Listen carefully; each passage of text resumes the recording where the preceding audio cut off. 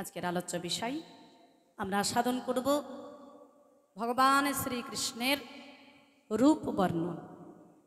রূপ কাহাকে বলে? অঙ্গনা ভূষিতানে ভো কেন চিত ভূষণাদীন যেন ভূষিতাভ্য ভাতি তদ্রূপাম ইতি কথাতে। বলে অঙ্গে কোনো অলঙ্কার না থাকিলেও যাতে দ্বারা অলঙ্কারের ন্যায় দেখায় তাহাকে বলে রূপ। দর্শন করলেন কে? বৃন্দাবনেশ্বরী রাধা ঠাকুরানী। দর্শন করলেন কখন? বেলিয়া সকাল। সময়টা কখন? এই দেখো একেবারে উপযুক্ত সময়। সময় উপযুক্ত লীলা সাধন করছি আমরা আজকে। বেলিয়া সকাল, না সকাল না সন্ধ্যা। গগনে সূর্যদেব যখন অস্ত যাচ্ছে কিন্তু সন্ধ্যা নামে নাই, ঠিক সেই সময়ে দেখে এসেছেন রূপ। আর দেখে এসে আমার রাধা ঠাকুরানী সখীগণকে সঙ্গে নিয়ে রূপের কথা আলোচনা করছেন।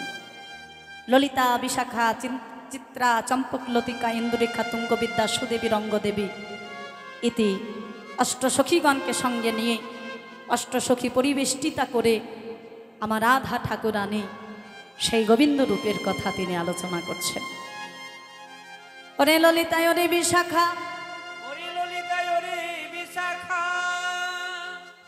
আমি বেলিয়া সকালে একখানা সোনার কলসি কাকে নিয়ে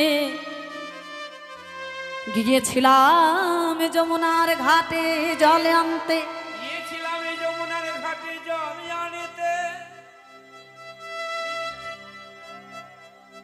জল আনতে গিয়ে আমার জলে আনা হলো না। জল আনতে গিয়ে আমার জলে আনা হলো না। বলে কেন? সখীগণ বলছে যে তুই গেলি জল আনতে কিন্তু জল আনা হলো না কেন? বলে ওই যে আমি দর্শন করলাম আমার প্রাণ গোবিন্দের অপরূপ রূপ। ওই অপরূপ রূপে নয়নে যেই পড়ল, রূপ দেখা মাত্রই আমাতে আমার রইল না। আমার সর্বস্ব গিয়ে শরণ নিল আমার গোবিন্দের ওই রাঙা রাতুল চরণে। কলসিখানা যমুনার জলে ভাসিয়ে দিয়ে আমি দুটি নয়ন জলে ভাসতে ভাসতে ঘরে ফিরে এলাম। সখীগণ বলে রাধে তুই মোটেই কাজ ভালো করিস নাই। তুই মোটেই কাজ ভালো করিস নাই। বলে কেন? আরে যে কলসিখানা তোর বিয়ের সময় তোর পিতা বৃষভানু রাজা, তোর বিয়ের সময় তোর পিতা বৃষভানু রাজা দান করেছিল পনের তরুণ। তোর শাশুড়ি ননদিনী বড় যত্ন করে মেজে ঘষে সেই সোনার কলসিখানা বাক্সতে ভরে তালা মেরে রেখে দিয়েছিল। তোকে ব্যবহার করতে দিচ্ছিল না। কত কান্নাকাটি করেছিলি আমাদের কাছে যে বলে দে আমার পিতার কলসি, দান করা কলসি আমি ব্যবহার করতে পারছি না। তুই কত কান্নাকাটি করেছিলি। আমরা তোর শাশুড়ি ননদিনীর কাছে বলে কইয়ে সেই কলসিখানা তোকে ব্যবহার করতে দিয়েছিলাম। আর আজকে তুই সেই কলসিখানা যমুনার জলে ভাসিয়ে দিয়ে ঘরে এলি রায়। তুই মোটেই কাজ ভালো করিস নাই। রাধারানী বলে ললিতা রে, ললিতা রে, আমি একখানা কলসি যমুনার জলে ভাসাইয়েছি বটে, তার বিনিময়ে আমি দুটো কলসি ভরে এনেছি। বাবা রে, আরে রাই তুই নিয়ে গেলি একখানা কলসি, সেখানে আবার যমুনার জলে ভাসালি, আবার কিনা বলছিস তুই দুটো কলসি ভরে এনেছিস। পেলি কোথায়? তাহলে কোন কলসি ভরে এনেছি জানিস সখী? গোবিন্দ রূপে নয়নে দিয়ে দুটো নয়নে কুম্ভ। আহা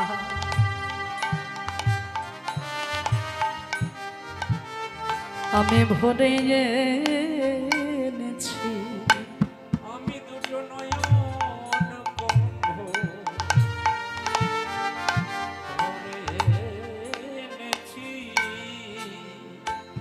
আমি দুটো নয়ন কুম্ভ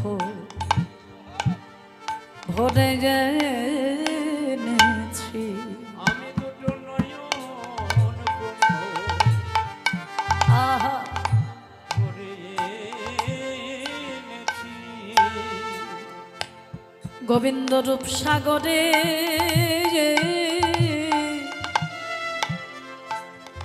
রূপসাগরে ডুবাইয়ে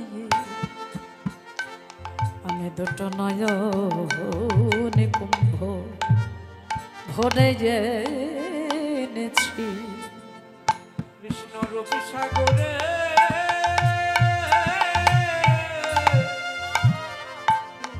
ডুবাইয়ে দুটো নয়ন কুম্ভ ভরে এনেছি। কৃষ্ণ রূপসাগরে রূপসাগরে ডুবাইয়ে আমি দুটো নয়ন কুম্ভ ভরে এনেছি।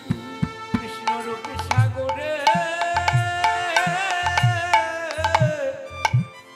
ডুবাইয়ে যে কথা আমি তোদের কাছে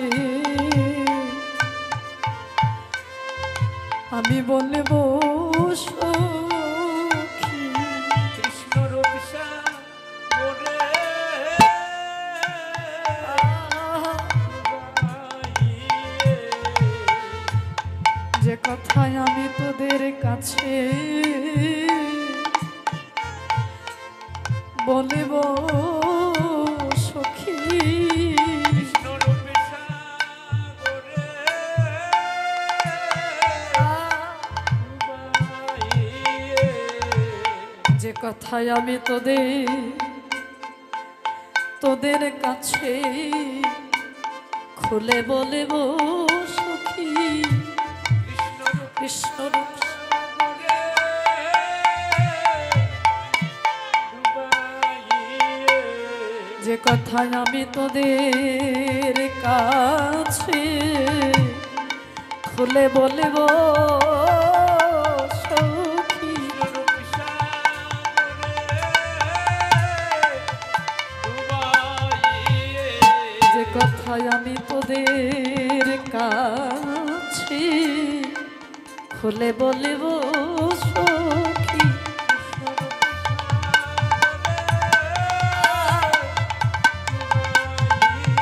যে কথায় আমি তোদের কাছে খুলে বলবো সখী,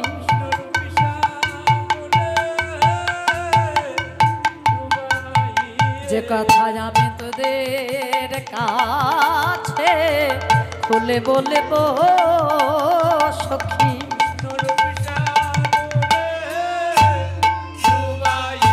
যে কথা তোদের কাছে বলবো সখী, আই গৌর হরিব রূপসাগরে ডুবাইয়ে দুটো নয়ন কুম্ভ আমি ভরে যে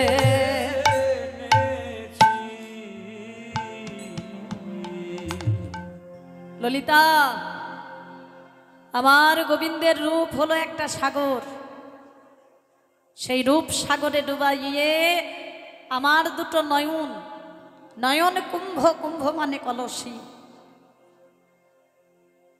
এই নয়ন কুম্ভ আমি পরিপূর্ণ করে ভরে এনেছি।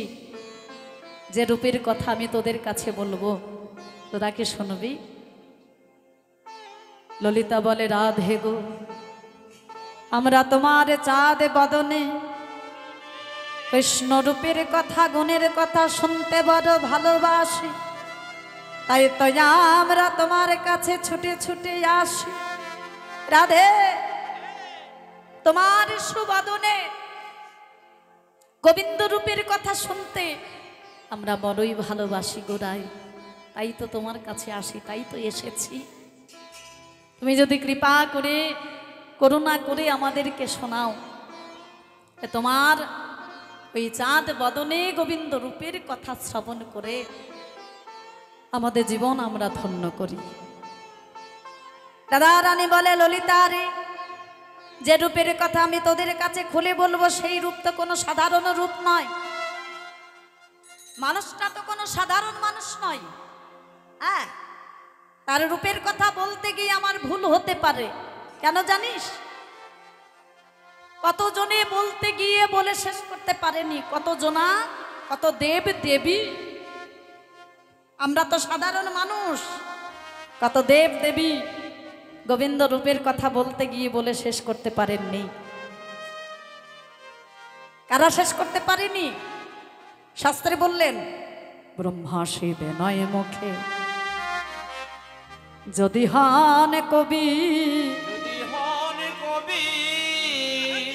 তথাপি বর্ণনা না হয় সেই অপরূপ ছবি। তথাপি বর্ণনা না হয় সেই অপরূপ ছবি। সহস্র বৎসরে যদি লিখায়ে গণে, তথাপি না হয় সেই রূপের শেষ। তথাপি বর্ণনার না হয় সেই রূপের শেষ। শতেক বৎসর যদি বলয়ে অনন্ত, তথাপি না পাই সে রূপের অন্ত। তথাপি না পাই সেই রূপের অন্ত। রাধারানী বলে, শোন, কত দেবদেবী বলতে গিয়ে, লিখতে গিয়ে বলে শেষ করতে পারেননি, লিখে শেষ করতে পারেননি। ব্রহ্মা শিবে নয় মুখে। ব্রহ্মার কয়টি মুখ? মাইরা এদিকে তাকাও। ব্রহ্মার কয়টি মুখ? কটি? 4টি। বাহ। আর শিবে 5। বাহ, খুব সুন্দর। তাহলে 4 আর 5-এ 9। তাহলে ব্রহ্মা শিবে 9 মুখে যদি হন কবি, দুজনে যদি কবি হই আমার গোবিন্দ রূপের কথা বলে যান, তাহলে বলে শেষ করতে পারবেন না। সহস্র বৎসর যদি লিখায় গণেশ, বৎসরের প্রথম দিনে কোন দেবতার পুজো হয়? মায়েরা, কার পুজো হয়? পয়লা বৈশাখের দিন কোন দেবতার পুজো হয়? গণেশের পুজো হয়। বলে সেই গণেশ যদি সারা বৎসর ধরে গোবিন্দ রূপের কথা লিখে যান, তবু তিনি লিখে শেষ করতে পারবেন না। আর শতেক বৎসর যদি বলো অনন্ত, অনন্ত যদি আমার গোবিন্দ রূপের কথা 100 বৎসর ধরে যদি বলে যান, তবু বলে তিনি শেষ করতে পারবেন না। তা সেই রূপের কথা আমি এসেছি তোদের কাছে বলতে। আমার বলতে গিয়ে অনেক ভুল হবে, যদি ভুল হয় তোরা যেন আমাকে শুধরে দিস। এই দেখো মায়েরা, যিনি রাধারানী, কৃষ্ণময়ী, কৃষ্ণ প্রেমময়ী, সেই রাধারানী বলছেন যে গোবিন্দ রূপের কথা বলতে গিয়ে ভুল হতে পারে। আর আমি অধম, আমার না আছে ভজন, না আছে সাধন, না আছে প্রেম, না আছে ভক্তি, না আছে অনুরাগ, না আছে শিক্ষা, না আছে দীক্ষা। আমি আপনাদের কাছে এসেছি সেই গোবিন্দ রূপের কথা আলোচনা করতে। আমার যোগ্যতা নেই, ক্ষমতা নেই, তবে পণ্ডিতগণ পদাবলীর মাধ্যম দিয়ে যেগুলো বর্ণনা করে গেছেন, তার কণার কণা, কিঞ্চিতেরও কিঞ্চিত আমি বলার চেষ্টা করব। মাত্র ভুল ভ্রান্তি হবে, সকলে নিজ সন্তান জ্ঞানে ক্ষমা করবেন। হরিবল। দাদা রানী বলে, ওরে ললিতা, আমি বেলি অসকালে গেলাম যমুনার ঘাটে, আর সেখানে গিয়ে কি দেখলাম জানিস? অমুখ মণ্ডল, ও মুখ অমুখ মণ্ডল, ও জিতি শারদ সুধা কর,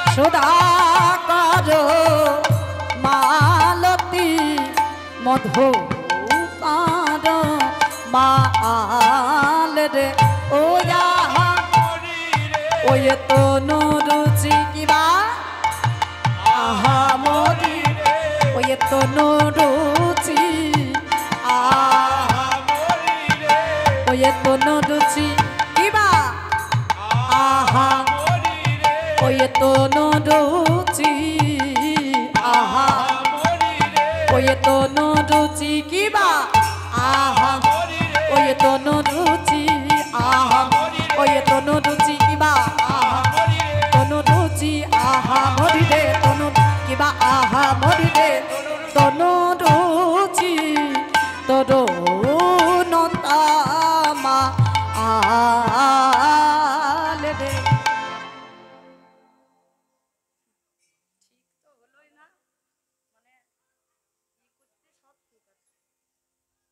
ও মুখমণ্ডল জিতি শারদ সুধা কর তনু রুচি তরুণতমাল। আমি দেখলাম যমুনার ঘাটে গিয়ে আমার গোবিন্দের ওই চাঁদ বদন ওই মুখমণ্ডল আমার গোবিন্দের ওই মুখমণ্ডল খানে যেই রাধারানী বললেন ও মুখ, সঙ্গে সঙ্গে ললিতা বলে রাধে শোন, তুই শুধরে দিতে বলেছিলি তাই বলছি। হ্যাঁ, তুই প্রথমেই ভুল বলে দিলি। বলে কি ভুল বললাম? কি ভুল বললাম? বলে ওই যে তুই বললি অমুখ। আরে অমুখ কাকে বলে? যদি কোন রূপ সম্মুখে দেখা যায় আর বর্ণনা করা যায়। এই যে সম্মুখে রয়েছে ভগবানের রূপ, রাধারানীর রূপ, এই রূপ যদি আমি দর্শন করি আর আপনাদের কাছে বর্ণনা করি যে এরকম ভাবে সাজানো আছে, ঠিক এইভাবে সাজিয়েছে, খুব সুন্দর, খুব ভালো লাগছে, এমন ভাবে যদি বর্ণনা করি, তাহলে সেটাকে বলা যেতে পারে ও মুখ। আর তুই দেখেছিস রূপ বেলি অসকালে বর্ণনা করছিস এখন? হ্যাঁ, দেখেছিস বেলি অসকালে বর্ণনা করছিস এখন? তোর তো বলা উচিত ছিল সমুখ। ওই অমুখ কেন বললি? হরি বল। তাহলে রাধারানী কি ভুল বললেন মায়েরা? বলে না, রাধারানীকে কৃষ্ণময়ী, কৃষ্ণ প্রেমময়ী, যার অন্তরে কৃষ্ণ, বাইরে কৃষ্ণ, নয়নে কৃষ্ণ, শয়নে কৃষ্ণ, স্বপনে কৃষ্ণ, নিদ্রায় কৃষ্ণ, জাগরণে কৃষ্ণ। তিনি যেখানে যেখানে নয়নে দেন সেখানেই তিনি দর্শন করে তার প্রাণ কৃষ্ণকে। ওই যে শাস্ত্রে বলল কৃষ্ণময়ী তনুজান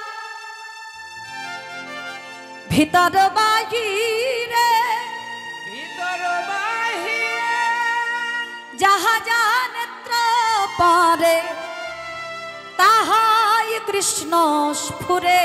যাহা যাহা নেত্রে পড়ে তাহাই কৃষ্ণ স্ফুরে। তাহলে তিনি হলেন কৃষ্ণময়ী, কৃষ্ণ প্রেমময়ী। তার যেখানে যেখানে নয়ন পড়ে তিনি সেখানেই দর্শন করেন তার কৃষ্ণকে। তাই রাধারানী সম্মুখে দর্শন করছেন তার কৃষ্ণকে, আর দর্শন করে সখীদের কাছে বর্ণনা করছেন। ললিতা, আমি যমুনার ঘাটে গিয়ে দেখলাম ও মুখমণ্ডল, আমার গোবিন্দের ওই মুখমণ্ডল খানি জিতি। জিতি মানে জয় করলো। কাকে? কাকে জয় করলো? শারদ সুধাকর। শারদা মানে শারদিয়া, সুধাকর মানে চন্দ্র। আমার গোবিন্দের ওই মুখমণ্ডল খানি জয় করলো শারদিয়ার পূর্ণচন্দ্রকে। আর কি দেখলাম? তনু রুচি তরুণতমাল। তনু মানে দেহ, আমার গোবিন্দের ওই অঙ্গখানা, অঙ্গ ক্রান্তিখানা জয় করলো কাকে? তরুণতমাল। তরুণ মানে হচ্ছে নবীন, নতুন। নতুন তমালকে জয় করলো আমার গোবিন্দের ওই দেহখানে। তাই অমুখমণ্ডল জিতি শারদ সুধাকর তনু রুচি তরুণতমাল। আর কি দেখলাম জানিস? চূড়া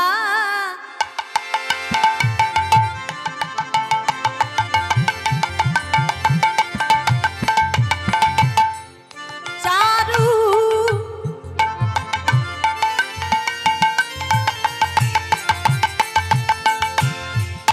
শ্রীখণ্ডক মন্দিত চূড়া চারু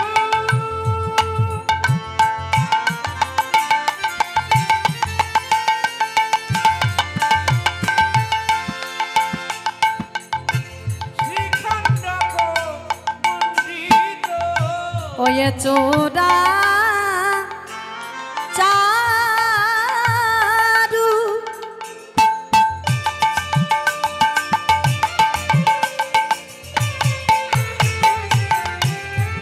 শ্রীখণ্ডক মণ্ডিত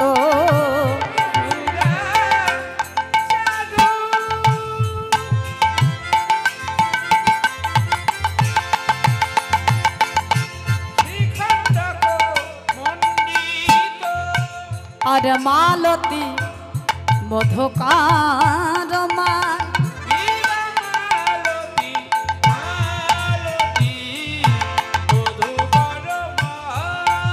কিবা মালতী মধুকার মান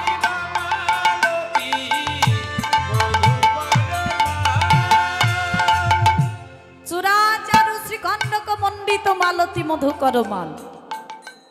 ললিতা আমার গোবিন্দ একখানা চূড়া পড়ে আছে মাথার উপরে, সেই চূড়াখানা আবার কি করে সাজিয়েছে জানিস? শ্রীখণ্ডক একখণ্ড ময়ূরের পুচ্ছ দিয়ে তার চূড়াখানা সাজিয়েছে। এত সুন্দর তার শোভা, এত সুন্দর অপূর্ব শোভা। তাহলে যিনি ভগবান, কথা হচ্ছে যিনি ভগবান, যিনি অনন্ত কোটি বিশ্ব ব্রহ্মাণ্ডের মালিক, স্বেচ্ছাময় পুরুষ, যার ইচ্ছাই পৃথিবীর সৃষ্টি হয়, যার ইচ্ছাই পৃথিবীর ধ্বংস হয়, যিনি অনাদির আদির মালিক, যার ইচ্ছা বিনা গাছের একটা পাতা পর্যন্ত নড়ে না, সেই ভগবান তিনি একখানা সামান্য ময়ূরের পুচ্ছ কেন শিরোপরে মানে মাথার উপরে ধারণ করলেন।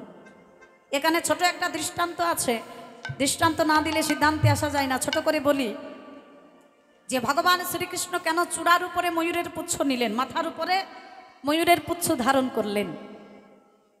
একদিন মা যশোমতী তার গোপালকে শয়ন মন্দির থেকে তুলে নিয়ে এসে বদন প্রক্ষালন করেছে, ক্ষীরসাদ নবনে সেবা দেবেন। গোপাল বলছে মা তাড়াতাড়ি সেবা করাও, বড্ড ক্ষুধা পেয়েছি, ক্ষুধার জ্বালা সইতে নারী। মা মনে মনে চিন্তা করলেন গোপালকে আমি সেবা করাবো বটে, কিন্তু আমি লোকের মুখে শুনতে পাচ্ছি আমার গোপাল নাকি খুব সুন্দর নাচতে পারে। আমাকে তো কোনোদিন নৃত্য দেখায়নি, আজকে আমি গোপালকে নবনীর লোভ দেখিয়ে গোপালের থেকে নৃত্য দর্শন করব। গোপাল, আরে গোপাল, আমি লোকের মুখে শুনতে পাচ্ছি তুই নাকি খুব সুন্দর নাচতে পারিস। বলে কে বলেছে তোমায়?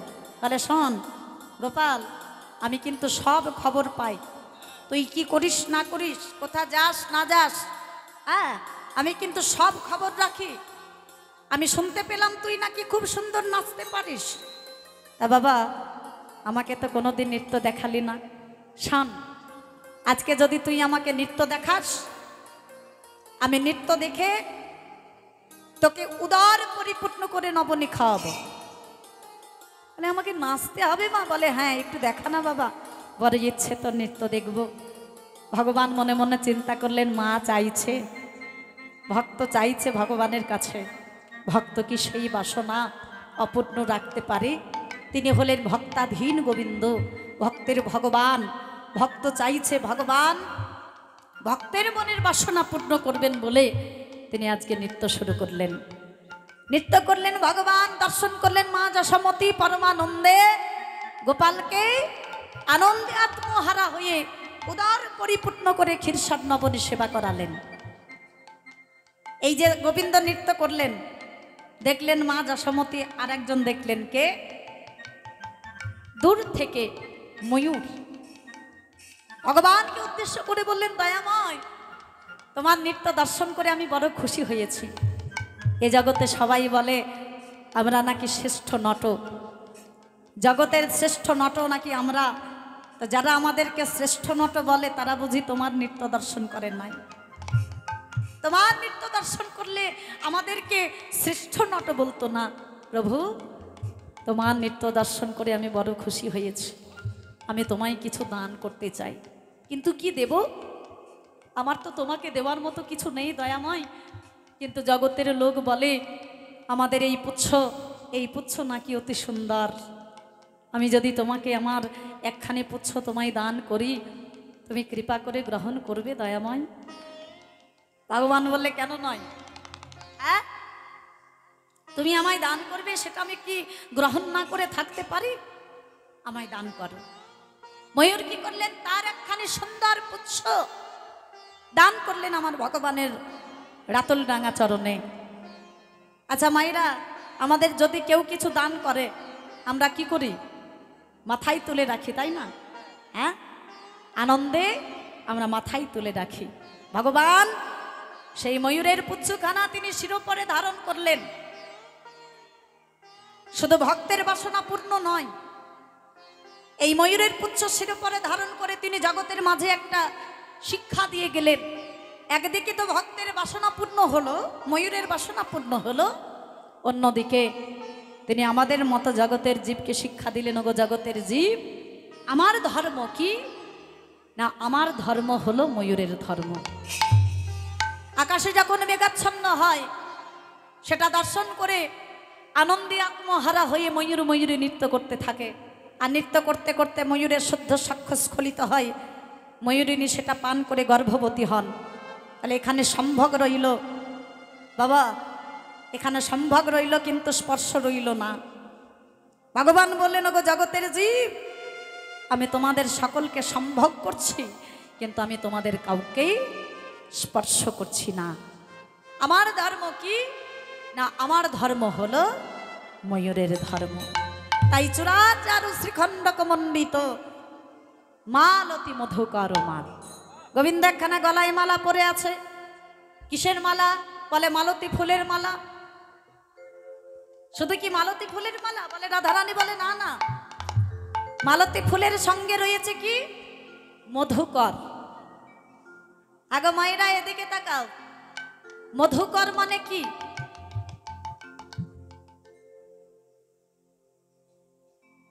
মধুকর, মধুকর মানে কি? এদিকে এদিকে, হ্যাঁ, পাখি। মধুকর মানে ভ্রমর বা মৌমাছি। ভ্রমর, এক কথাই বলা যেতে পারে ভ্রমর। মধুকর মানে হচ্ছে ভ্রমর। এদিকে তো অনেকেই দেখা যায়, তাই না? প্রচুর গাছ রয়েছে, হ্যাঁ, ফুলও আছে। এদিকে প্রচুর, হ্যাঁ, তিলও আছে, তিলের মতো হয়, তাই না? যার যেমন ভাব তার তেমন লাভ। হরি বল। তাহলে মধুকর মানে হচ্ছে ভ্রমর। রংটা কেমন হয়? লাল নাকি না সাদা? কালো। বাহ, সব জানে গো। তাহলে ভ্রমরের রং হচ্ছে কালো। রাধারানী বলছি, গোবিন্দের গলায় একটা মালা রয়েছে, সেই মালাটা একটা করে মালতী ফুল দিয়ে দেওয়া আছে আর একটা করে মধুকর দেওয়া আছে। মালতী মধুকর মাল। মাল মানে হচ্ছে মালা। মালতী ফুল আর মধুকর দিয়ে গাঁথা আছে। ললিতা বলে, রাধে তুই আবার ভুল বললি, তুই আবার ভুল বলে দিলি। বলে কি ভুল বললাম? বলে আরে মালতী ফুলের মালা হয় সেটা তো আমরা সকলে জানি, ভ্রমরের কোনোদিন মালা হয় নাকি রে? হ্যাঁ, রাধারানী কি ভুল বললেন? বলে না, রাধারানী দেখেছেন কোথা থেকে? ওই যমুনার ঘাট থেকে। গোবিন্দ দাঁড়িয়েছিলেন কোথায়? কদম্ব বৃক্ষের তলায়। একে তো বেলি অসকাল, হ্যাঁ, রাধারানী দেখেছে দূর থেকে গোবিন্দের গলায় পরানো ছিল একখানা মালতী ফুলের মালা।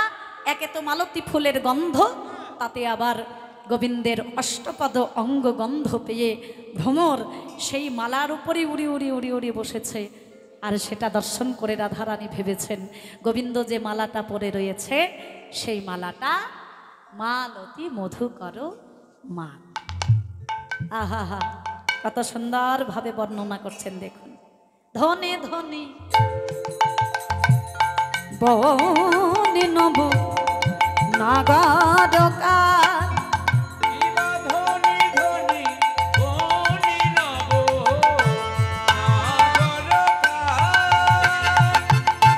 রহয় ত্রিভঙ্গ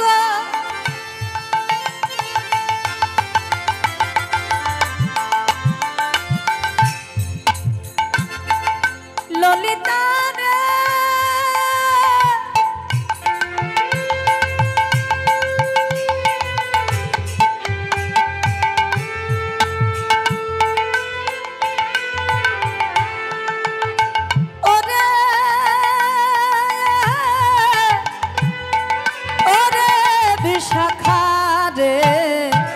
রাহাজে ত্রিভঙ্গ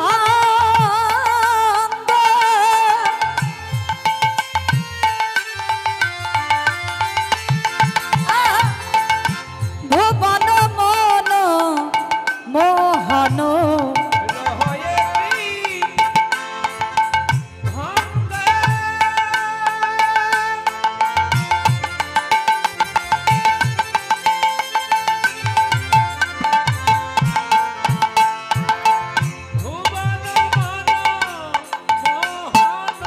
মধুর মুরলি কৌরুগা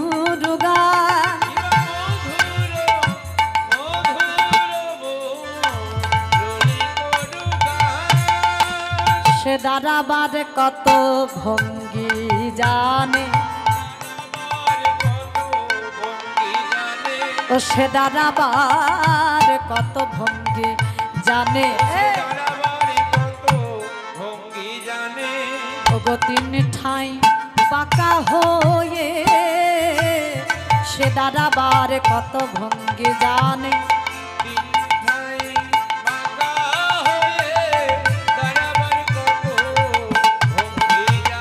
ও সে তিন ঠাই বাঁকা হয়ে দাঁড়াবার কত ভঙ্গি জানে ওই আধারে মডলিল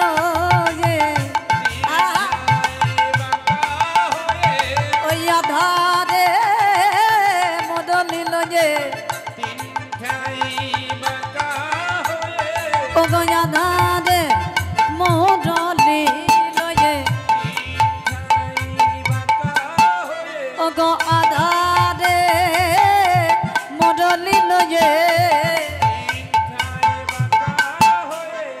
আধারে মডলিল ওই আধারে মডলিল ওই বাবে চুড়া হেলাইয়ে ওই আধারে মডলিল দাঁড়াবারে কত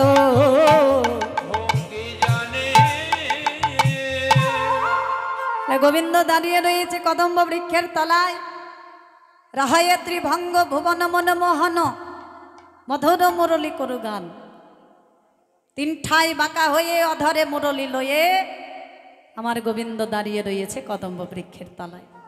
তাহলে ক জায়গায় বাঁকা মাইরা এদিকে তাকাও এই দেখো আবার গল্প শুরু হয়ে গেছে এদিকে এদিকে গোবিন্দের কত জায়গায় বাঁকা বললাম দেখো কতবার বলে দিলাম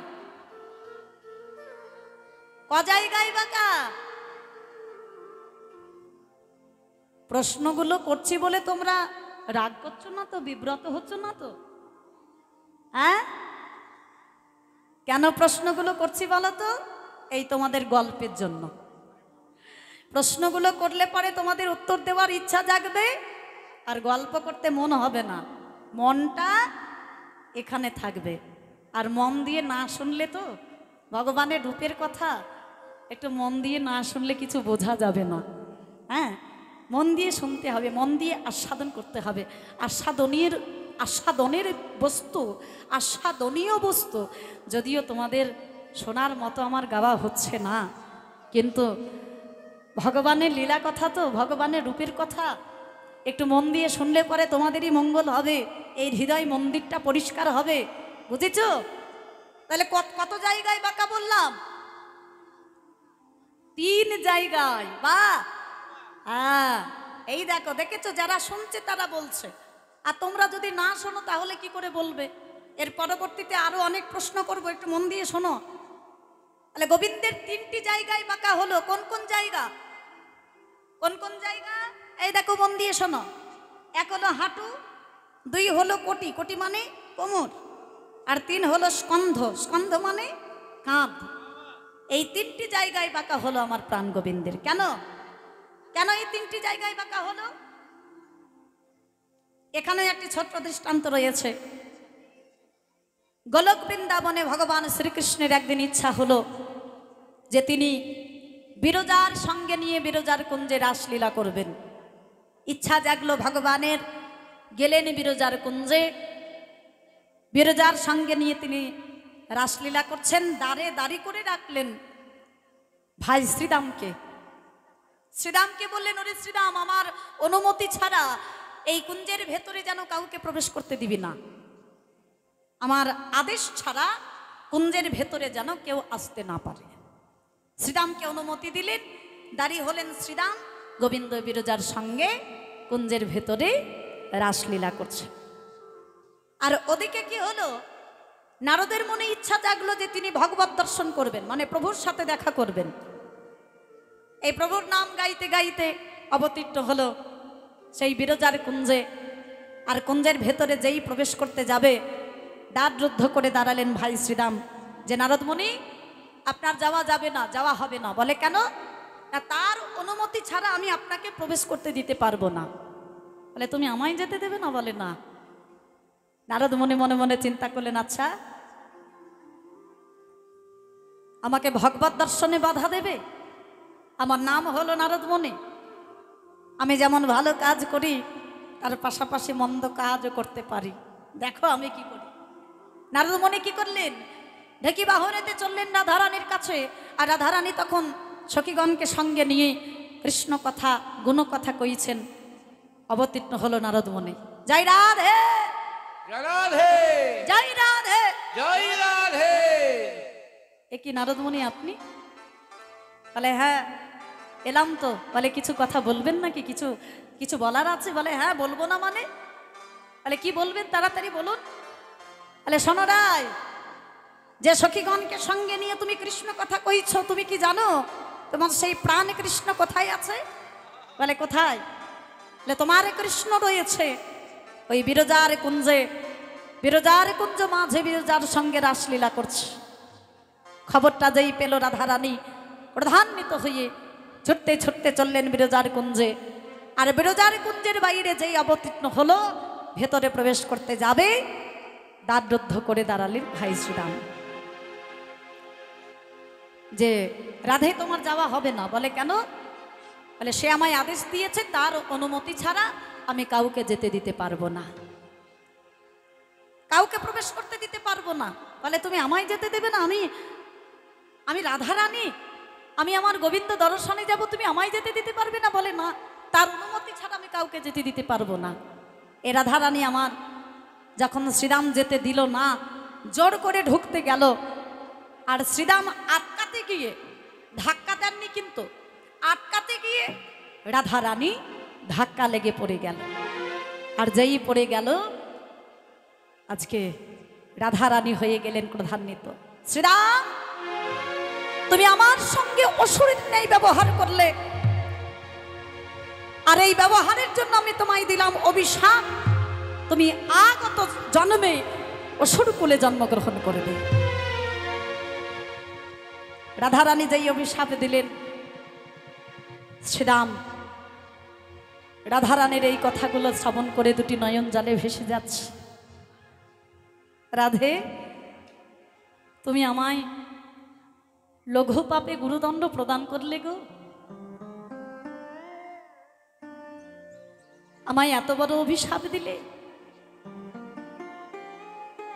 আমি পরজন্মে আমি আমার ভাই কানাইকে পাবো না, আমায় দৈত্য কুলে যেতে হবে। রাধে, তুমি আমায় এত বড় অভিশাপ করলে। তবে শোনো রায়, তুমি যদি আমাকে এত বড় অভিশাপ করতে পারো, আমিও তোমায় ছাড়বো না, ছেড়ে দেব না। শোনো, যে কৃষ্ণকে দর্শন না করে তুমি তিলক্ষণা থাকতে পারো না, ছোটে ছোটে যাও কৃষ্ণের কাছে। আমি তোমায় দিলাম অভিশাপ, সেই কৃষ্ণকে ছেড়ে কৃষ্ণহারা হয়ে বৃন্দাবনে তোমায় 100 বৎসর কাঁদতে হবে। হরিবল। রাধারানীর অভিশাপে শ্রীরাম দৈত্যকুলে গিয়েছিলেন, শঙ্খচূড় দৈত্য নামে। আর রাধারানীর শ্রীরামের অভিশাপে রাধারানী বৃন্দাবনে 100 বৎসর কৃষ্ণহারা হয়ে কেঁদেছিলেন। যাক, এ তো গেল। অন্যদিকে এবারে রাধারানী যাবে গোবিন্দের কাছে, কেমন করে যাবে? রাধারানী একটি ময়ূরিণীর রূপ ধারণ করলেন। এই ময়ূরিণীর রূপ ধারণ করে কুঞ্জের ভেতরে উঠতে উঠতে যাচ্ছে। অন্তর্যামী গোবিন্দ জানতে পারলেন রাধারানী ময়ূরিণীর রূপ ধারণ করে আসছে।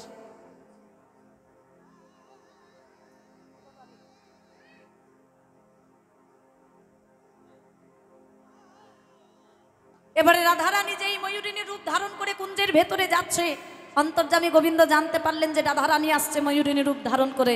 বিরজাকে বললেন, বিরজা, যদি প্রাণে বাঁচতে চাও তাহলে তুমি এক কাজ করো, তুমি দ্রব হয়ে যাও। দ্রব মানে জল। বলে তুমি দ্রব হয়ে যাও আর আমি হয়ে যাই একটা সর্প। তাই গোবিন্দ হয়ে গেলেন একটি কালো বর্ণের সর্প, আর বিরজা হয়ে গেলেন জল। গোবিন্দ সর্প রূপ ধারণ করে সেই জলের মধ্যে খেলা খেলছে। তাহলে গোবিন্দ সর্প, রাধারানী ময়ূরিণী। এই ময়ূরিণী রূপ ধারণ করে উঠতে উঠতে উঠতে উঠতে যেই কুঞ্জের ভেতরে প্রবেশ করলো, রাধারানী দেখলেন যে তার গোবিন্দ একটা সর্পের রূপ ধারণ করে, কালো বর্ণের সর্পের রূপ ধারণ করে জলে খেলা খেলছে। তাহলে তোমার এত বড় সাহস! প্রধান্বিত হয়ে রাধারানী এক ঠোকর দিয়ে গোবিন্দকে ডাঙায় তুলেছে জল থেকে। তোমার এত বড় সাহস, তুমি এসেছো বিরজার কুঞ্জে আমাকে ছেড়ে? এক ঠোকর দিয়ে যেই ডাঙায় তুলে ছেড়ে দিয়েছে গোবিন্দকে নিয়ে একটু মজা করার জন্য, যেই ছেড়ে দিয়েছে, প্রাণ গোবিন্দ আমার আঁকা বাঁকা হয়ে আবার জলের দিকে চলে যাচ্ছে ভয়ে ভীত হয়ে। গোবিন্দ যেই যেতে শুরু করেছে জলের দিকে, রাধারানী প্রধান্বিত হয়ে আবার দিলেন দুইটি ঠোকর। এই যে তিনটি জায়গায় তিনবার ঠোকর দিলেন, আমার গোবিন্দের তিনটি জায়গায় বাঁকা হলো এই ধরার মাঝে। এক হলো হাঁটু, দুই হলো কোটি, আর তিন হলো স্কন্ধ। তাই গৌর হরিবল হরিবল। তাই আজকে রাধারানী বলছেন, হয়ে ত্রিভঙ্গ ভুবন মন মোহন মধুর মুরলী করুগা, মধুর মুরলী করুগা। আরে ললিতা, আমি যমুনার ঘাটে গিয়ে আর কি দেখলাম জানিস? টলমল অলকা তিলক ভালে ঝলকই,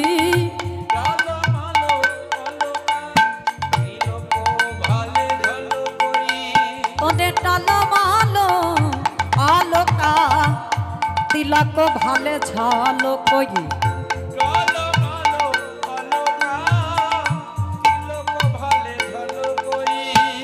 ভাঙ ধকি ধনবা ধোবা।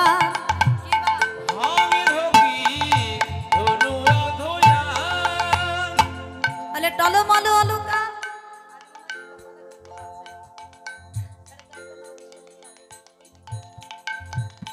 তাহলে টলমল অলকা, অলকা টলমল করছে, তিলক ভালে ঝলমল করছে। আচ্ছা, অলকা মানে কি গো মাইরা? এদিকে বলেছিলাম প্রশ্ন করব, আবার করেছি। বলো অলকা মানে কি? বলে এ তো মেয়েদের নাম হয় রে বাবা, এ আবার কীর্তনে লাগে নাকি? হ্যাঁ, কি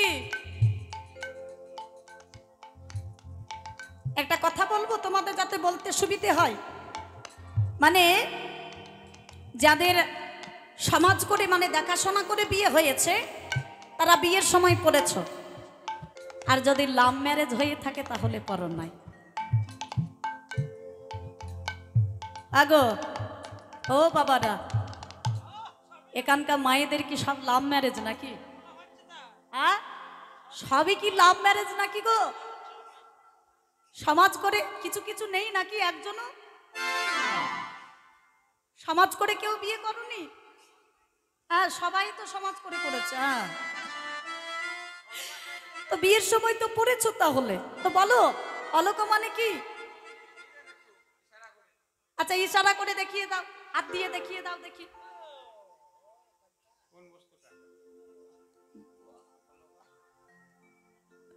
এই দেখো মায়েরা, বিয়ের সময় চন্দনের ফোঁটা পড়েছিলে না? পড়েছ না? হ্যাঁ কি না? পরনি চন্দনের ফোঁটা কপালে সাজিয়ে দেয়নি বিয়ের সময়? ওটাই হচ্ছে অলকা। রাধারানী বলে, শোন, আমার গোবিন্দ তার ওই কপাল ভালে অলকা দিয়ে এত সুন্দর করে সাজিয়েছে, টলমল অলকা, সেই অলকা টলমল করছে, আর তিলক ভালে ঝলমল করছে।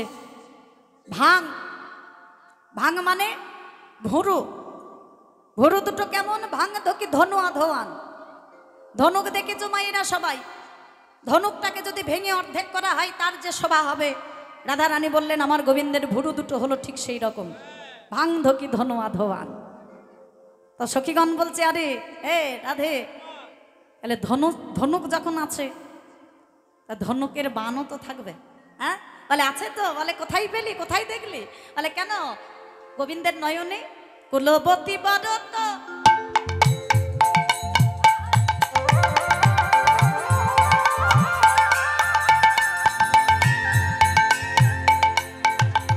ওরে ললিতা রে,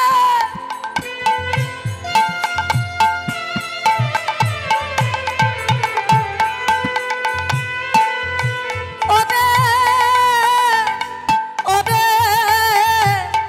ওরে বিশাখা রে, কুলবতী বরত, বিমোচন লোচন, কুলবতী বরত,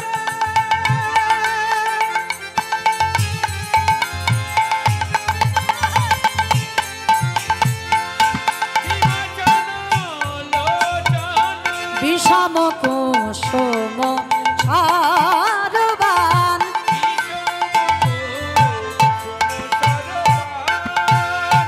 তাহলে বান দেখলাম কোথায়, আমার গোবিন্দের ও দুটি নয়নে। আমার গোবিন্দের দুটি নয়ন হলো বান স্বরূপ। মায়েরা, এখানে ওই তীর ধনুক নিয়ে কেউ শিকার করতে যায় নাকি? এখন যায় নাকি?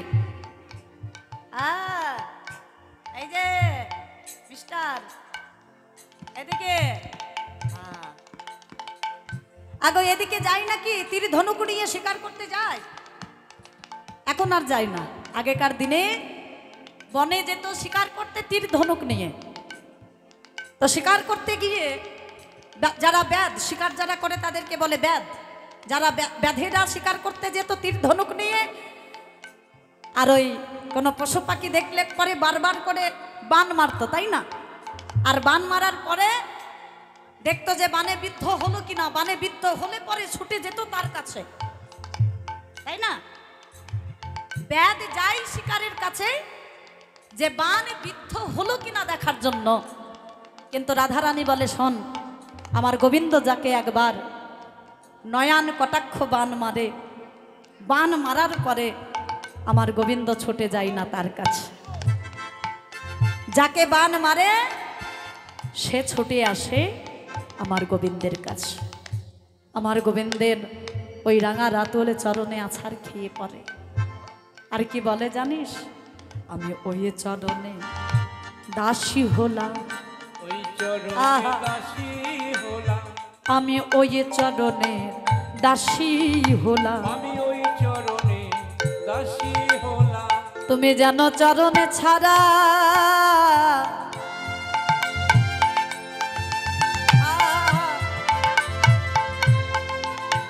জানো আমায় চরণে ছাড়া করো না হে, আমি ওই চরণে দাসী হলাম। যেন চরণ ছাড়া আমায় কোনো নাহি, ওই চরণে দাসী হলাম। ওই চরণের দাসী আমায়,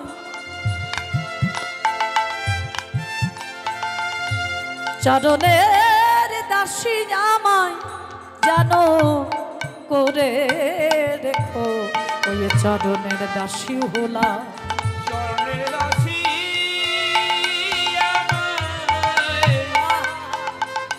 আমায় করে রেখো। ওগো এ জন্মে নয় জন্মে জন্মে আই গৌর হরিব, চরণের দাসী করে রেখো, ওই চরণে দাসী হলাম। গোবিন্দের ওই চরণে সর্বস্ব সমর্পণ করে, গোবিন্দ চরণে সর্বস্ব সমর্পণ করে বলে, দয়াময় আমি তোমার ওই চরণের দাসী হলাম, তুমি যেন আমায় চরণ ছাড়া করো না গো। শুধু এ জন্মের মতো নয়, এ জন্মে তো পরিপূর্ণ মানব জন্ম পেয়ে তোমার ভজন সাধন করা হলো না, সারা জন্মটা সংসার মায়ার জালে পড়ে আমার আমার আমার আমার করতে করতে সারা জন্মটা কাটিয়ে দিলাম। তোমার ভজন সাধন করা হলো না, তোমার সেবা করা হলো না। তাই প্রভু গো, তোমার চরণে একটাই নিবেদন, আগত জন্ম বলে যদি কিছু থেকে থাকে তবে শোনো দয়াময়, তোমায় যে মনুষ্যকুলে জন্ম দিতে হবে এমন কোনো কথা নেই। কারণ এই যে মনুষ্যকুলে জন্ম দিয়েছ, মনুষ্যকুলে জন্ম পেয়ে মানুষ কুলে জন্ম নিয়ে মানুষের কাজ কিছু করতে পারলাম কি মায়েরা? আগো মানুষ কুলে জন্ম নিয়ে মানুষের মতো কাজ আমরা কি কিছু করতে পারলাম? সদা সর্বদা আমার আমার আমার আমার করে কাটিয়ে দিলাম। তাহলে ভগবানকে বলবো কি করে যে তুমি পরজন্মে যেন আমাদের মনুষ্য কুলেই জন্ম দিও? কিন্তু এটুকু বলতে পারি, দয়াময় তুমি যে কুলেই জন্ম দাও না কেন, মনুষ্য কুলেও দিতে পারো, পশু কুলেও দিতে পারো, পক্ষী কুলেও দিতে পারো, কীটও করতে পারো, পতঙ্গও করতে পারো, যে কুলেই জন্ম দাও না কেন দয়াময়, যেন জন্ম জন্মান্তরে তোমার ওই রাঙা রাতুল চরণে যেন আশ্রয় দিও। নিতাই গৌর হরি বল, হরি বল। রাধা রানী বলে, ওরে ললিতা, যে একবার আমার গোবিন্দ চরণ স্মরণ করে এটা বলতে পারে আমার গোবিন্দ তাকে তার ওই রাঙা রাতুল চরণে আশ্রয় দেয়, তার চরণ ছাড়া করে না। হরি বল। ললিতা, আমি আর কি দেখলাম জানিস? যমুনার ঘাটে গিয়ে আর কি দেখলাম জানিস? বান্ধলি বন্ধ অধরে মধু মাখালো,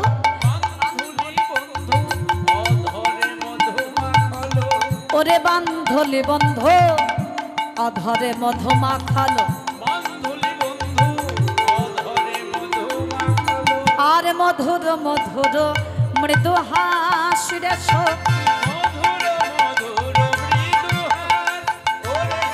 ওই মধুর মধুর মৃদু হাস, ওরে সখী জয়িছে নামদে মদন মন মন্থর,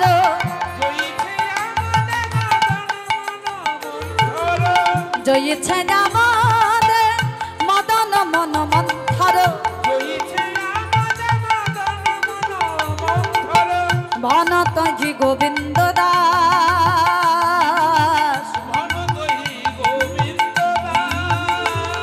ওই ভনত জি গোবিন্দ দাস।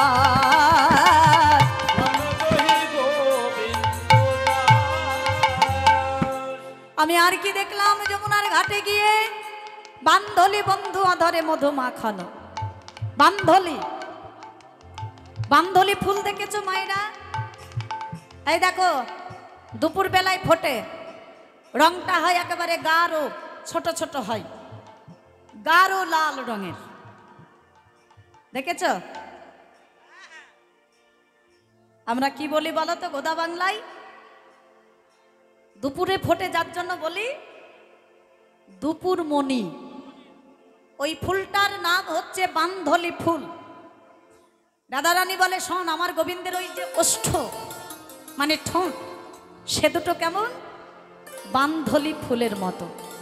বান্ধলি বন্ধু অধরে মধু মাখানো, মধুর মধুর মৃদু হাস। একে তো বান্ধলি ফুলের মতো ওষ্ঠ, তাতে আবার মৃদু মন্দ হাস্য। ওই দেখে আমার সর্বস্ব হরণ করে নিল আমার গোবিন্দ, আমাতে আমার রইল না। আচ্ছা, তাহলে এখানে প্রশ্ন হচ্ছে যে গোবিন্দের হাসি মধুর নাকি বাঁশি মধুর, না নয়ন মধুর, না বদন মধুর, না চলন মধুর, না চরণ মধুর?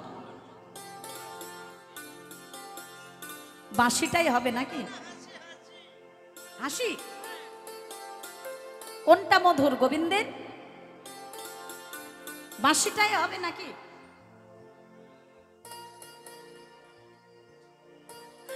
বলো কোনটা মধুর? বাঁশি? এই দেখো মাইরা, এদিকে তাকাও। একটা পাত্রে দুধ নেবে, দুধ নিয়ে উনানে চাপাবে, জাল দিতে থাকবে। দুধটা যখন ঘন হবে তাতে একটু মিছরি বা চিনি দেবে। সেটা যখন ক্ষীরে পরিণত হবে, সেই ক্ষীর দিয়ে সুন্দর করে একটা পুতুল বানাবে। পুতুলের সব কিছু দেবে, হাত পা নাক মুখ চোখ মাথা কান সব কিছু দেবে। এখন দেওয়ার পরে এবারে পুতুলটাকে আস্বাদন করবে, মানে খাবে। আচ্ছা বলো দেখি মায়েরা, কোন জায়গার কেমন স্বাদ হবে? পায়েরই বা কেমন স্বাদ হবে, হাতেরই বা কেমন স্বাদ হবে, মাথারই বা কেমন স্বাদ হবে? মাথাটার একটু আলাদা হবে নাকি?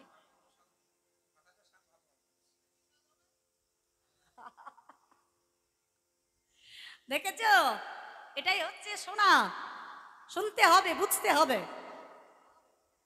আচ্ছা পুতুলটা কিসের পুতুল? ক্ষীরের পুতুল। ক্ষীরের পুতুলে যখন মাথাটা সাধন করব যে স্বাদ পাবো, পা সাধন করলে সেই একই স্বাদ পাবো, হাত আর সাধন করলে সেই একই রকমেরই স্বাদ পাবো। কেন? মানে পুতুলটাই তো ক্ষীরের পুতুল। বল এতগুলো কথা কেন বলা দেখি বলো তো? গোবিন্দ হলেন নিজেই মধুর, তাই গোবিন্দের সর্বস্ব মধুর। তার নয়ন মধুর, বলন মধুর, চলন মধুর, বাঁশিও মধুর, হাসিও মধুর, তার সর্বস্ব মধুর। তাই বললেন মধুর মধুর মৃদু হাস, জয়ছে আমাদে মদন মন মন্থর, ভনত হি গোবিন্দ দাস। সখীগণ বলে রাধে গো, তোমার চাঁদ বাদনে গোবিন্দ রূপের কথা শ্রবণ করে আমাদের আশা মিটছে না। তুমি যদি কৃপা করে আমাদের কাছে আর একটু খুলে বলো, ওই রূপের কথা শ্রবণ করে আমাদের জীবন ধন্য করি। তাহলে শুনবে? শোন, আমি আর কি দেখলাম যমুনার ঘাটে গিয়ে? আমি কি রূপ হেরিলাম কালিন্দী কুলে, ওই কি রূপ হেরিলাম কালিন্দী কুলে, একই অপরূপ কদম্ব মূলে, একই অপরূপ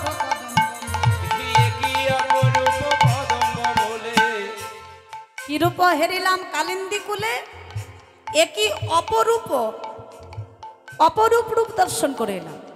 বলে রূপ তো দেখে এলি বটে, অপরূপটা কি দেখলি? ললিতা বলছে যে রূপ দেখলি সেটা আমরা মানলাম, তুই অপরূপটা কি দেখলি? কি দেখলাম জানিস? দেখলাম নাচিছে ময়ূর জলদহ পরি, নাচিছে ময়ূর জলদহ পরি, আর অলিকুল সব চাঁদের ঘিরি, অলিকুল সব চাঁদের ঘিরি, মেঘের উপরে ময়ূর নাচিছে, ওরে মেঘের উপরে ময়ূর নাচিছে, আমি যমুনায় জল আনতে গিয়ে দেখিলাম মেঘের উপরে ময়ূর নাচিছে, ও ললিতা বিশাখা উলধ্বনি উলধ্বনি হরিব, যমুনায় জল আনতে গিয়ে দেখলাম মেঘের উপরে ময়ূর নাচিছে, মেঘের উপরে ময়ূর নাচিছে। তাহলে যমুনায় জল আনতে গিয়ে দেখলাম মেঘের উপরে ময়ূর নৃত্য করছে। এটা কি করে সম্ভব? ললিতা বলে তুই যা বলবি সেটা আজকে দেবে গো, তুই যা বলবি সেটা আমাদের মানতে হবে। আরে মেঘের উপরে ময়ূর কি করে নৃত্য করে? আমরা সকলে জানি যে মেঘের উদয় হলে ময়ূর ময়ূরী নৃত্য করে, আর মেঘের উপরে কি করে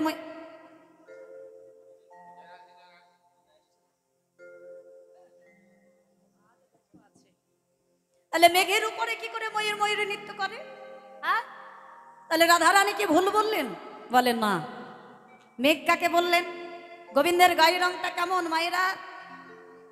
ওই দিকে তাকাও।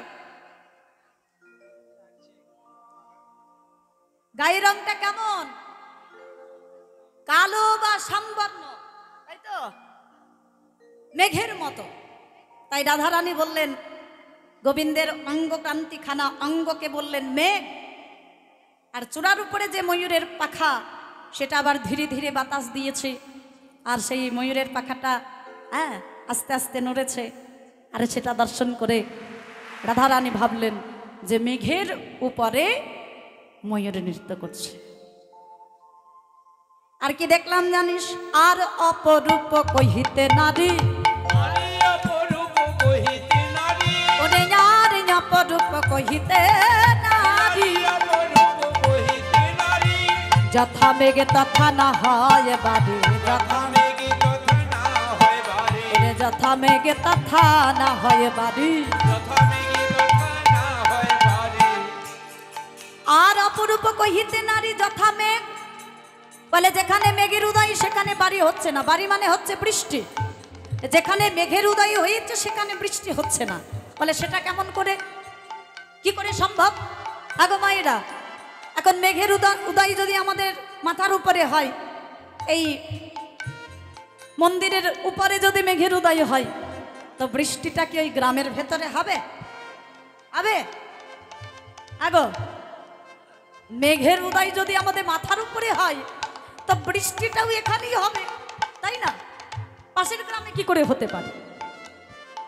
রাধারানী বলছে আর অপরূপ কহিতে নারী যথা মেঘ তথা না হয় বাড়ি, যেখানে মেঘের উদয় সেখানে বৃষ্টি হচ্ছে না। ললিতা বলে তা কি করে সম্ভব? তাহলে হচ্ছে কোথায়? বৃষ্টিটা হচ্ছে কোথায়? বলে শোন, ওই মেঘ এসে বসলো আমার এই হৃদয় মাঝে, আমার হৃদয় মাঝারে প্রবেশ করি, আমার হৃদয় মাঝারে প্রবেশ করি, এখন নয়নের পথে বরিখে বাড়ি, নয়নের পথে বরিখে বাড়ি। ওই গোবিন্দরূপী মেঘ এসে বসলো আমার এই হৃদয় মাঝে। এই ললিতা, আমি যেই ওই গোবিন্দের পানে চাইলাম, ওই রূপে নয়নে দিলাম, ওই গোবিন্দরূপী মেঘ এসে বসলো আমার এই হৃদয় মাঝে। আর এখন চেয়ে দেখ, নয়নের পথে বরিখে বাড়ি, আমার নয়ন পথে অবিরল বাড়ি মানে বৃষ্টি অবিরল বইয়ে চলেছে।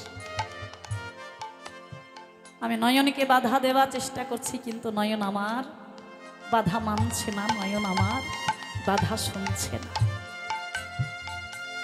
বাবা সাধন করলেন সাক্ষাৎ লীলা দ্রষ্টা পদকর্তা। জ্ঞান দাসী কহে সে নহে আনো, তুমি কহিলে ধরি সেই সে প্রমাণ, তুমি কহিলে ধরি সেই সে প্রমাণ।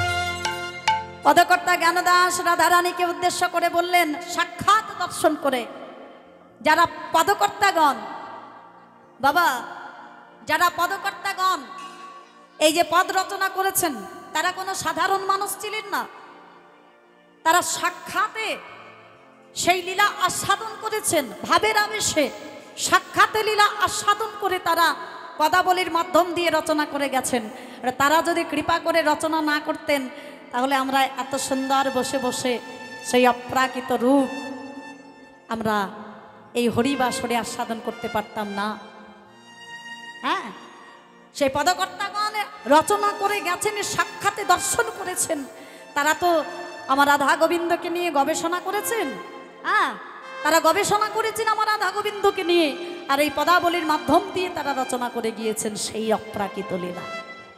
তাই জ্ঞানদাসে কহে সে নহে আনো, তুমি কহিলে ধ্বনি সেই সে প্রমাণ। রাধে, আজকে তুমি বললে তাই প্রমাণ হয়ে গেল, তোমার যে দশা আমারও সেই দশা।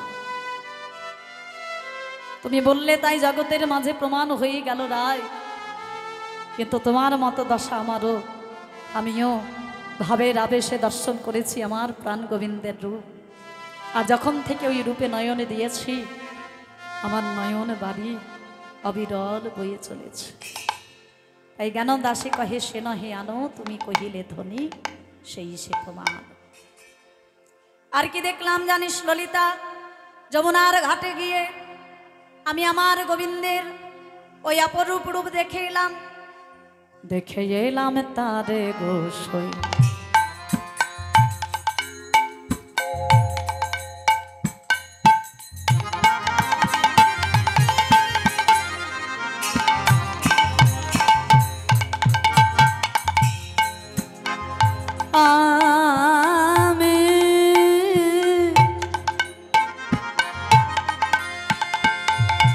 আমি দেখে গেলাম তারে গো, আমি দেখে এলাম তারে গোসই, আমি দেখে এলাম তারে এক রঙ্গে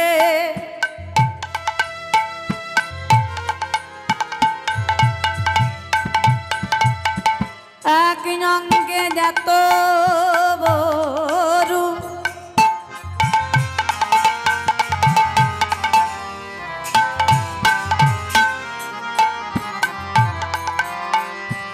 ললিতা রে,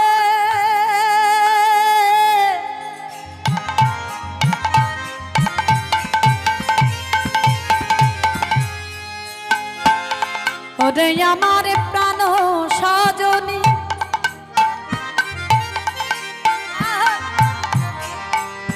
ওরে আমার প্রাণ প্রাণ সজনী, এক রঙ্গে এত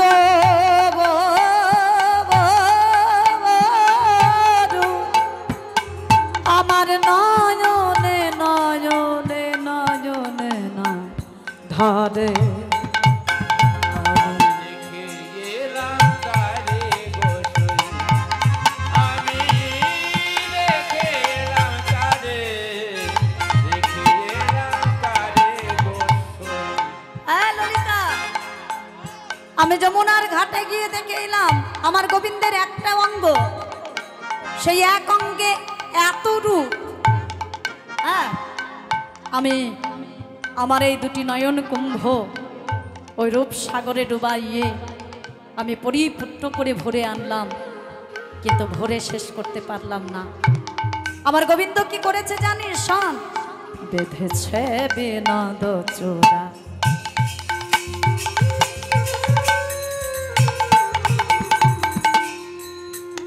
তাতে যাবা নবগুঞ্জা দিয়া রে, বেঁধেছে বিনোদ চূড়া, তাতে আমার নবগুঞ্জা দিয়া, উপরে ময়ূর পাখা,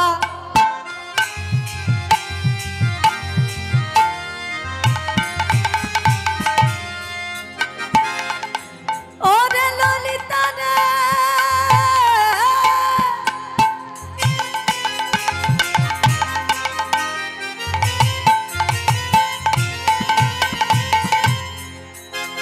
ওরে প্রাণ সজনী রে,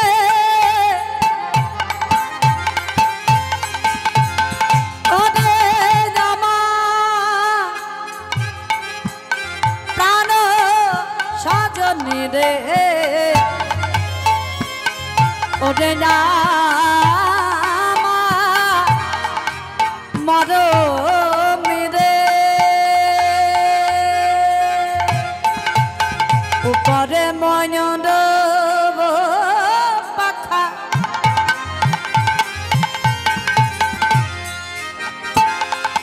বামে হেলা রে বামে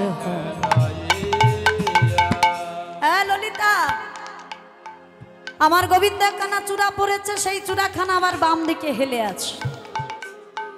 হ্যাঁ, বাম দিকে হেলে আছে। কেন বাম দিকে হেলে আছে? বাম দিকে হেলে আছে মানে বুঝতে পারছো তো মাইরা? গোবিন্দের মাথায় যে চূড়া বাঁধা থাকে, সেই চূড়াটা বাম, ওই আমরা গোদা বাংলায় যাকে বলি কাত, বাম কাত হয়ে আছে। হ্যাঁ, বাম দিকে হেলে আছে। কেন বাম দিকে হেলে আছে? এখানে ছোট একটি দৃষ্টান্ত আছে। ভগবান শ্রীকৃষ্ণ একদিন শাখাগণকে সঙ্গে নিয়ে যমুনায় জলকেলি করবেন, তাই চরণের নুপুর, মাথার চূড়া আর করের মুরলি রেখেছে ওই যমুনার তীরে। এখন মাঝে আছে মুরলি, মায়ের একটু লক্ষ্য করো, এইদিকে তাকাও। মাঝে আছে মুরলি, একদিকে আছে নুপুর, একদিকে আছে চূড়া, আর মাঝে আছে মুরলি। এখন চূড়া এবং নুপুরের মধ্যে দ্বন্দ্ব বেঁধে গেছে। নুপুর বলছে যে আমি বড়, আর মাথার চূড়া বলছে যে আমি বড়। চূড়া বলছে আরে বেটা নুপুর, তুই কি করে বড় হতে পারিস? গোবিন্দ তোকে চরণে রেখেছে, তুই নিচে থাকিস। গোবিন্দ তোকে চরণে রেখেছে, নিচে রেখেছে, তুই নিচে থেকে বড় কি করে হলি? শোন, আমি বড়। চূড়া বলছে, মাথার চূড়া, তাহলে গোবিন্দ আমাকে মাথার উপরে রেখেছে, আমি উচ্চ পদে আছি, উঁচু পদে আছি, উঁচু জায়গায় রয়েছি। শোন, আমি বড়। নপুর বলছে ওরে ওরে চূড়া, তুই তুই